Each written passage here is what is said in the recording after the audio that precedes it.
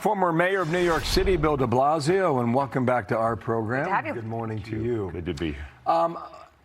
He knew he didn't have the authority to arrest Netanyahu, but went out and said it anyway. And was that all political theater? I think he drew attention to the fact that Netanyahu is literally a war criminal. This guy's policies led to the deaths of tens of thousands of Palestinian children. And that defines a war crime to me and to so many people around the world. Are you the defining factor? Like, are you the authority? The international. What is a war criminal? Court, look, the International Criminal Court should mean something. We're not a party to it. It still should mean something to the entire world. Because this is, look, what do you call a leader who authorizes this kind of killing?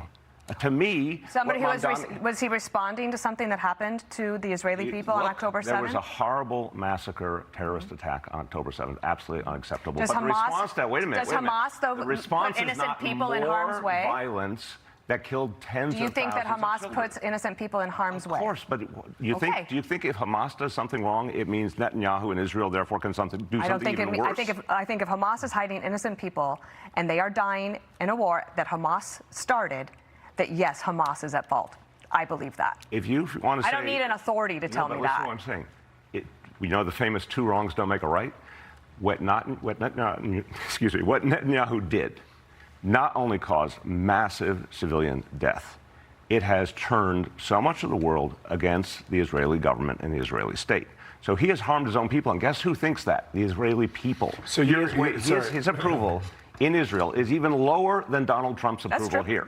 Because the Israeli people now realize Netanyahu has caused them immense harm, largely for his own political gain and self-preservation. So you came on our show today to call Benjamin Netanyahu a war criminal? I didn't come here to call him that. You asked me a question. Do you believe that to be the case? I absolutely believe that. So if he were guilty of genocide, people in Gaza would be wiped out.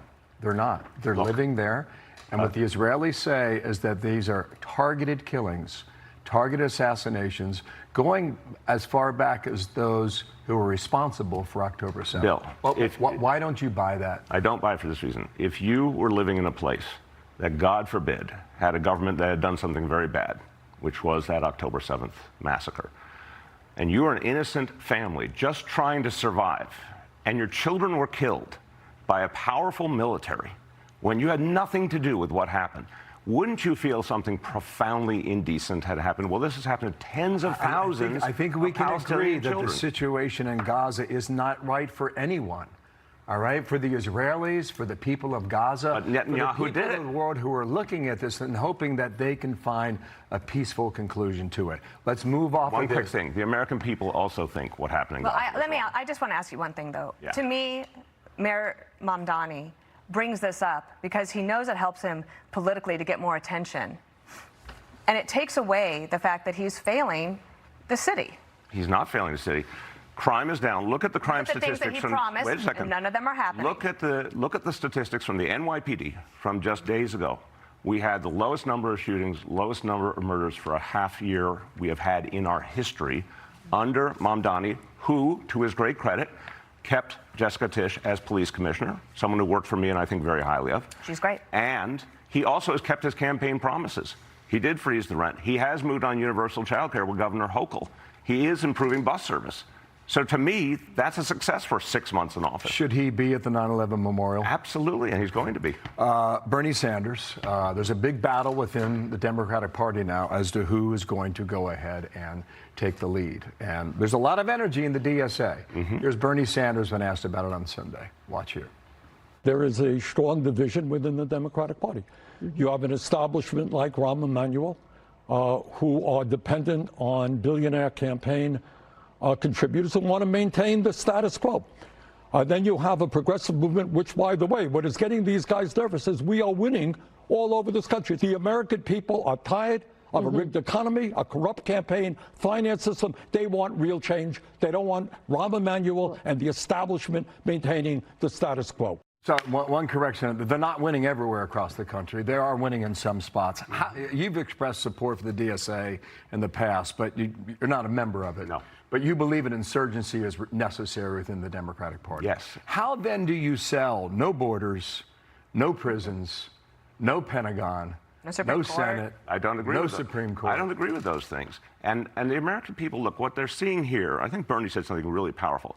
If a party is dominated by billionaires, people will not be comfortable with that party. And that's been the impression too often in the Democratic establishment. Bernie's right. We need candidates who will speak up and say, our economy's broken, the system's rigged, we have to do something different. Now, what's interesting is these Senate candidates, Talarico in Texas, who combines that progressive message, calling out the billionaires, but also a powerful message of faith. There's a reason this guy is leading in Texas. You talk about Troy Jackson, the new candidate in Maine, who comes from a logging family. He's a working-class guy from northern Maine. Apparently. Also challenging the Democratic establishment, challenging the billionaires. Those are candidates who are going to win and actually revive the Democratic Party, in my view. So when you say that they are part of a party of a big tent, like the Democrats have room for the DSA, but the DSA doesn't want people they don't want people that are establishment Democrats in the party. They are trying to push them out. And it's interesting that Bernie Sanders points out, he names one establishment Democrat to talk about, Rahm Emanuel. Why? Well, Rahm has been a part of most recent Democratic administrations and leadership. So should he be a part of the Big Tent party? Of course. But he does, I want to say Bernie's critique is fair, that Rahm needs to understand, and many Democrats need to understand, that economic progressive populism is the way of the future.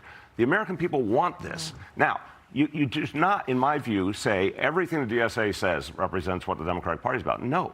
But this core notion that we should be the party that fights for working people, that we're the party of working people, not the party of billionaires, that is both morally right and the winning formula. The Republicans don't have an answer to that. Oh, I think they have an answer, and that is, like, if you look at the fact that where are people fleeing blue states and blue cities, they're going to red states and red cities where they're managed Wealthy better. people, maybe, but the bottom That's line is, not okay, would you agree with this statement? The average American, working class, middle class American, is not economically secure right now. They're not comfortable. They're not feeling good about their kids' futures, right? So, therefore, the status quo is broken, and they want to see candidates who will do something profoundly different and take on those who have become wealthier But and if wealthier. you wanted to be a member of the DSA, and you said, I don't agree with that. We need borders. Yes, of course we need borders. We need a Pentagon. We need borders. They would not accept you. Wait a second. We need borders, but we don't need ICE the way it's constituted now, which has caused immense harm and violated Americans' rights and our values. So I think the point is, what people really want to talk about is their kitchen table issues. How are they going to pay the rent? How are they going to pay the mortgage? How are they going to make ends meet? The Republicans have not answered that. The Iran war has only made it worse with the gas prices. Trump doesn't have a solution. We'll see how that goes. And it's only getting worse, unfortunately, Well, Bill. we will see. But we will see. There's no end in sight of that war. This week is a very big and significant week. We'll see where we But are. today, there's no end in sight of that war, and that's on Trump and that's on the Republicans. If the Democrats come back and say, look, we're going to make real change that help people at their kitchen table pay their bills, they win. And they're also doing the right thing. I think the Republicans, they have more that they could say about all of that. I just think that the proof is in the pudding. Look at Governor U-Haul in California. Everybody's fleeing. How do you have something to say when there's a war the American people don't want, that a president who said he would never go to war went to war, the American people don't want it, it's driving up gasoline prices, no end in sight. Now the Houthis have cut off the Red Sea. All of this is unintended consequences that the American people say, why are we there? It's hurting us at home. Trump and the Republicans don't have an Again, answer. I think that the Mayor Mamdani, I believe, turned to foreign policy because he has higher ambitions and he wants to not talk about what's happening here. As you know, it's great. He's not running for president, so his focus is local because the Constitution says stay local. We're out of time. We'll have more next time. Excellent. Little Blasio. Great to see you. Thanks. Take care. Thank you. Be sure to like and subscribe for all the Fox News latest on YouTube and catch full shows streaming now on Fox One.